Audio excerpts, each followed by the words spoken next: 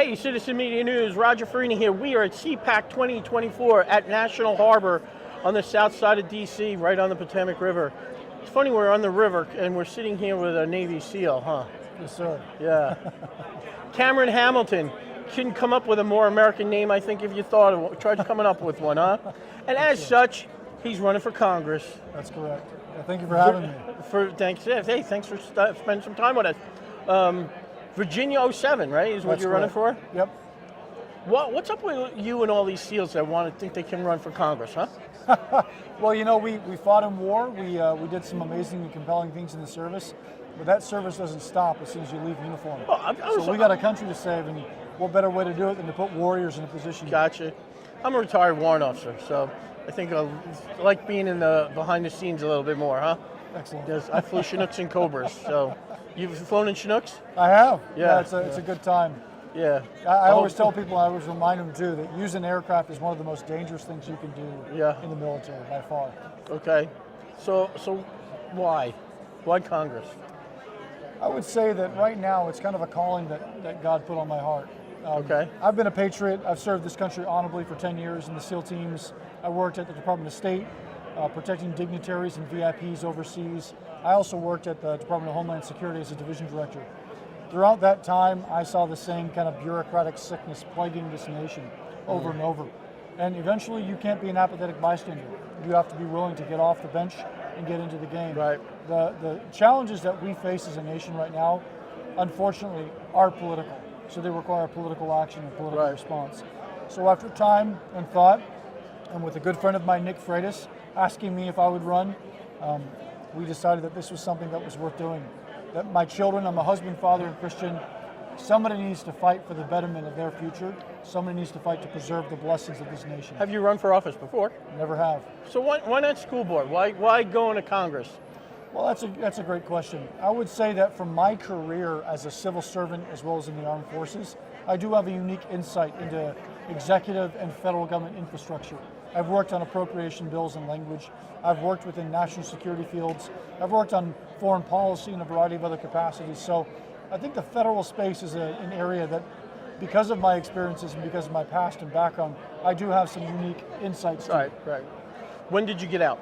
I got out in 2015 from the Armed Forces. 2015, so it's been 9 years. Yep. What have you done in the What have you done in the last 9 years? I worked at the State Department for 5 years under the Directorate of Operational Medicine. I kind of think of it as a post-Benghazi medicine? 9/11 Directorate of Operational Medicine. It was a program called So what'd you do? You created President COVID, Golden. right? Yeah, no, exactly. You created COVID? No? What about those damn anthrax shots that we had to get? Yeah, I hear you. No, I'm radically opposed to those, especially the 10. mandates. I got 10 of those.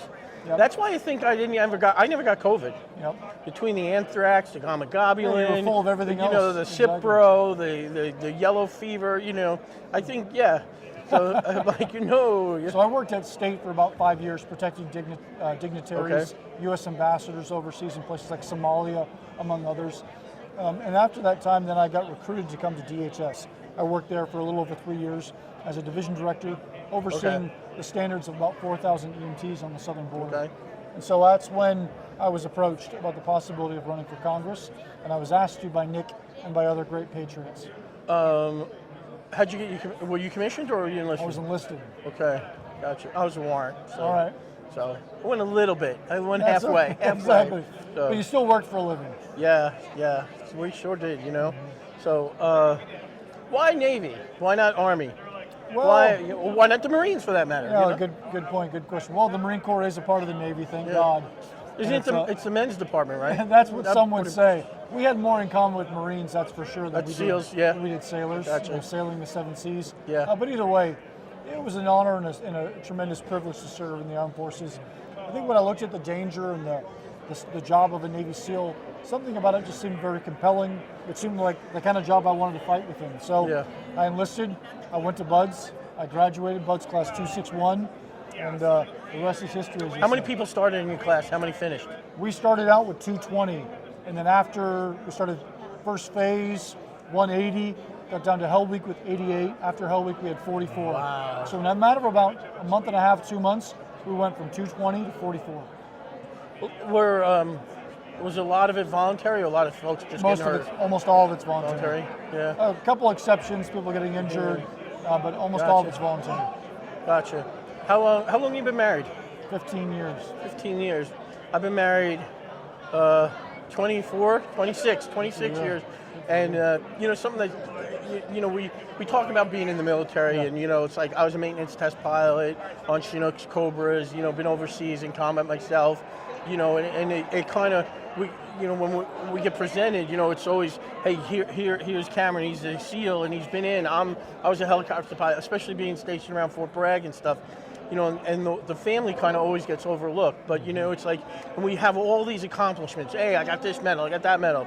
But sometimes I think family, being married 15 years, being married 26 years is a huge accomplishment I don't think people look at too much, you know what I mean? Especially this day and age, you know? Families definitely take a toll, that's for sure. And so I'm honored. I love my wife. She's my best friend. And it's been a tremendous, she's been such a blessing on my life and our 3 children. We have a 10-year-old, 12-year-old, and 13-year-old. So it takes a strong kind of woman to marry a man who chooses a profession of the armed forces. 24, 22, and 20 of mine, all girls. So you said Nick Freitas asked you to run. That's correct. Did he check with the wife first? Did he check with household 06? He likes to joke with me and said that he was trying to call to ask my wife to run. I answered the phone, so he said, all right, well, I guess I'll deal with you as the backup. But either way, we did. My wife and I, we thought about it, we prayed about it. We really spent some time considering, is this something worthwhile doing? And then at the end of the day, with enough people asking me, it's hard to say no. Right. All right, so now, I've been on the school board before, and I got appointed, and so I was on for 3 years. And having been on the other side of the table from being an activist, there were 5 people on the school board, 4 were Republicans, 1 was Democrat, so I had 3 Republicans that I worked with, and then 1 Democrat. And still, it was super hard getting anything done. And I have to laugh. We're in primary season right now, and people are going to, you're like, I'm going to end the border crisis. I'm going to go to Congress, and I'm going to end the border crisis. Yeah, tell me exactly how you plan on doing that with 434 other people with their own ideas. I agree. How do you do that? It's not easy, but I do think that some of the things that we need to focus on right now, the Attorney General has a lot of broad authorities under, 8 U.S. Code, was it 1254? The Attorney General is granted the designation authority of temporary protected status. One of the things I think Congress can do is actually restrict and revoke that authority, bring it back to Congress, or put it in the court systems, so that we don't give such a broad interpretation to the executive branch. But it does take collaboration. We need a lot of strength. We need strong legislators who are willing to fight that fight. And frankly, what's going on right now, Chairman Mark Green, of the House Homeland Committee, a friend of mine, he's endorsed me. It's an absolute honor. But he led the impeachment fight, because ultimately when you have public servants who are unwilling to enforce the law, what's the next legitimate course of action? Exactly. Removal. Gotcha. Are you familiar with FISA? I am. So, it's coming up for the revoting on it again, and it's either they want to let it die or they want some amendments put to it, like Bob Good and the Freedom Caucus. Aspects of that they want to stop being able to purchase information on people that you would other require having a warrant for, stuff like that. So what's your thoughts on the FISA? So to be clear too, I'm pledged to join the Freedom Caucus. I've been endorsed by Bob Good, Eli Crane, and many other great patriots. And so to include also Senator Rand Paul, a huge patriot. I believe firmly that we should never be in a position to trade our liberties to fund the military. That's an abhorrent decision. Right. And I look at that as this is a complete straw man argument. The fact that, we have to slip in this FISA extension, because we have a dysfunctional Senate. I would hope that at some point in time, Speaker Johnson actually steps up to the plate and says, no, we refuse this bad Senate bill. We will not extend FISA. I hope the House shuts it down. I hope that we do not extend FISA. It will take significant overhaul. And not only that, the FISA court itself was shown and demonstrated to have violated Americans' rights almost 300,000 times. So because of that, because of the history of it, my advocacy is abolish the whole thing. If we want to start from scratch, I'm willing to have the conversation. Generally, look, I consider Americans' privacy absolutely paramount. So my Okay. answer is no. Gotcha. Shut it down, let it close. Have you been to the border? I have. You have where? Nogales and several other locations. Okay. So these are some passports that Yeah. found at Eagle Pass, been to Lukeville, Sassabay, and I was thinking, I'm under the understanding that the border is probably one of the most pressing things. It is. Until last week when I met Bob Good, and Bob was the one who said the FISA thing is coming up for re-election, in the House there, or those amendments.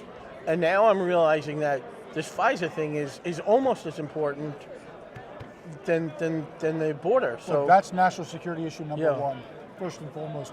that's a good way. We have we have millions of people that have come here undocumented. Are they radicals? Are they involved in violent criminal action? We wouldn't know. We don't have the intelligence infrastructure right now to find out who these people are. Plus, a lot of these documents are probably falsified. Half of them might be real, half of them might be fake. There's a whole system of finance that's structured around bringing people into this country, and it's highly profitable. The cartels are switching, and they're actually now getting into the human trafficking business. So, look, the border's got to be secured. So until it is, honest to God, I hope that the House impeaches every single public official until they actually secure the border. So this could be the national security issue. FISA is a domestic Individual liberties issue. Domestic security. Yep, absolutely. That's interesting. Huh. The greatest national security threat that I believe we have right now Right. is that southern border. Gotcha. Because it's real, it's palpable, and it's impacting communities all throughout the United States. Did you go to college? I did. Where? Went to Campbell University. Camels down in North way. Carolina. Yeah. Were you stationed? Where? I was stationed at Bragg. Yep. Oh, Fort Bragg, okay. North Carolina. Gotcha. My daughter's a camel, Oh, really? and I'm a camel. There you go. I'm taking some broadcasting classes Awesome. there. That's awesome. It's a small What is world. it? Go Humps? Go. I forget. Go Humps? Yeah, Go, two. two, something like that. There's. It's a small world. Other than so we talked about FISA, we talked about border security. What else is really important to you? We lack accountability and transparency in government. When's the last time you saw Congress actually fully explain an appropriation bill? Yeah. Instead, we have germane. How many years have we been under CR? Oh my gosh, yeah, don't even get me started on that. You're absolutely right. You're also spending money like it's going out of style. Every single month, what I want your viewers to know, $200 billion we're operating in a budget deficit every single month. I think it was about 13 years ago. I was working at West Point, and that night, it was like September 30th, and that night we were like, everybody was scrounging. I went to the store and I bought a cake. I went to the commissary, bought a cake, and I had to go, Happy CR Day or something like that. Oh my God, all the civilian women in the office, they went crazy. I'm like, I was making fun. But the point is that was like 13 years ago, and I had that cake, and we're still operating, We're and they still doing it today. And you know what? The thing is, it doesn't matter whether it was a Republican or a Democrat that's been up there. We've been complicit in it. Yep. It's unfortunate. I wish it wasn't true, but it is. It's absolutely abhorrent. So look, there's What a you mean? variety. Variety of other issues. I think right now, fiscally, we're bankrupting this country. Milton Friedman used to always say that we're mortgaging the future for comfort today. We're mortgaging today. We're not mortgaging the future anymore. We're mortgaging today. We're about to default on our debts. And so people need to understand the effects of inflation, the effects of dumping cash in the economy. This is not sustainable. Yeah. And the only people that are focused on actually cutting the spending and cutting the debt, what are they labeled? They're radicals. They're troublemakers. They're not real Republicans. Excuse me? What about fiscal responsibility? What about the Republican creed, right? It talks about fiscal responsibility explicitly. Yet we keep spending more and more money on pet projects. This so-called bipartisan border bill. Give me a break. 4 out of every $5 spent on that bill was in foreign aid. That's not a bill. That's not a bill to support the American people. That's I important. got you. When you went to Campbell, you went after the Navy, during the Navy? I took night school actually. Night school. That was rough. On Bragg, or on Bragg and on campus Gotcha. as well. Gotcha. Bowie's Creek. I was Bowie's Creek, the Fayetteville Woodpeckers.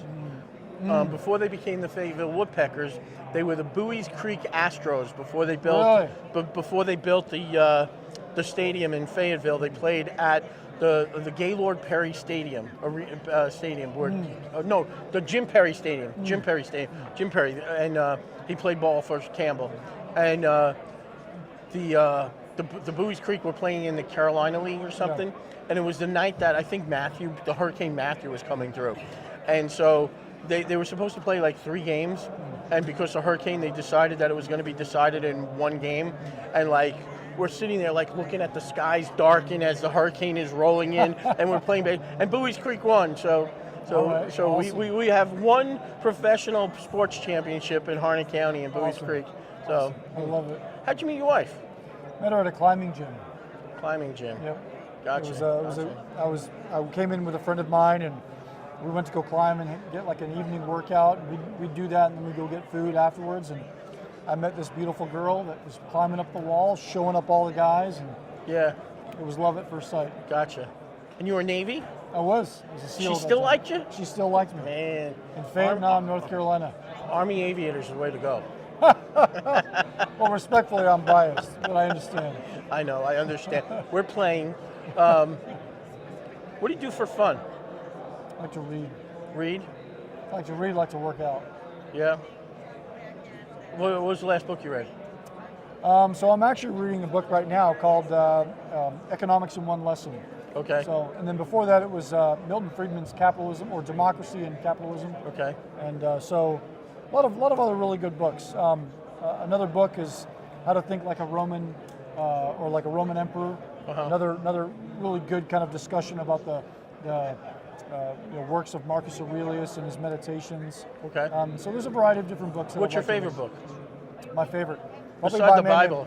Besides the Bible, I would say it's written by a man named Allen called As a Man Thinketh. What's it? As a Man Thinketh. Okay. Gotcha. You want to talk about what it is to be culpable. Right. It's an argument and discussion within the human soul. Gotcha. Huh. How does somebody donate money to your campaign? And look, I'd be honored for the help and support. Go to CameronHamilton.com. Super hard to remember, right? CameronHamilton.com. But go to that website, sign up to be on my team, donate if you can. Would be honored. The town of Cameron, just up north of Fort Bragg. Did you know that? That's right, I did. So the two Scottish clans in Scotland that my family comes from, the Camerons and the Hamiltons. Well, the school my wife teaches is Highland. Excellent. From the Scots, you know. Yep. So there's like every place you turn, and where I'm from is like there's Camerons all over the place, and So say again the website. CameronHamilton.com. Okay. And there's a donate button there. There absolutely is. Okay. Well, it was good talking to you. Thank you for spending some time with us. Cameron Hamilton running in Virginia 07. Thank you. God bless. God bless. This is Citizen Media News. We are at CPAC 2024. Take care.